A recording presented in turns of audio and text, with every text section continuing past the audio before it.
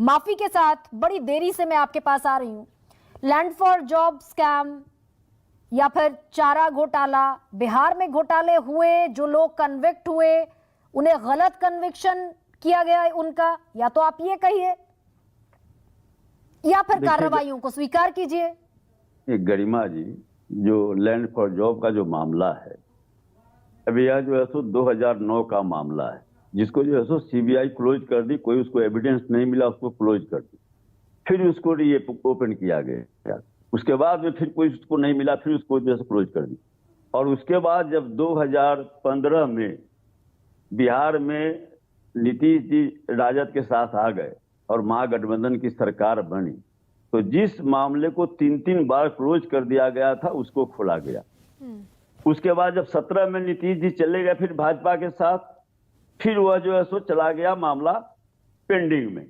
और फिर जब 2021 में नीतीश जी राजद के साथ आकर सरकार बना लिए, फिर उसको रीओपन किया गया। इसका क्या मतलब है? और उसमें दूसरी बात जो बड़ा मजेदार बताता हूं, जब 2017 में रेड हुआ कई जगह पर, तो एक गुड़गांव का मॉल के बारे में बताया गया कि यह जो है सो 17,000 करोड़ का मॉल है और यह जो है सो तेजस्वी यादव का है। जब जांच हुई तो उसका असलियत आ गया कि वह मॉल भाजपा का था और भाजपा वहां हरियाणा के मुख्यमंत्री उसके उद्घाटन करने में गए थे उस मॉल के। जब नेक्स्ट बार क्या कहा जाता है कि यह जो है सो 7,000 करोड़ का है। और अभी कुछ दिन पहले जो आया है उसका सीबीआई का कि 6 करोड़ का, 17,000 करोड़ 6 करोड़ पर आ गया। यह इनकी असलियत है। उस मामले में तेजस्वी जी कहीं से उनका नाम उसमें नहीं था। और जिस समय रेल मंत्री थे माननीय लालू जी, उस समय तेजस्वी जी नाबालिग थे, उनका नाम उसमें जबरदस्ती घसीटा गया।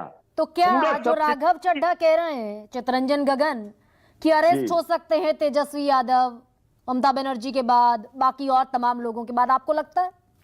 देखिए, जिस दिन 9 अगस्त 2022 को जब नीतीश जी राजद के साथ आए, उसी दिन तेजस्वी जी ने कह दिया था कि अब सीबीआई, ईडी और आईटी की गतिविधियां बढ़ेगी और कुछ भी हो सकता है।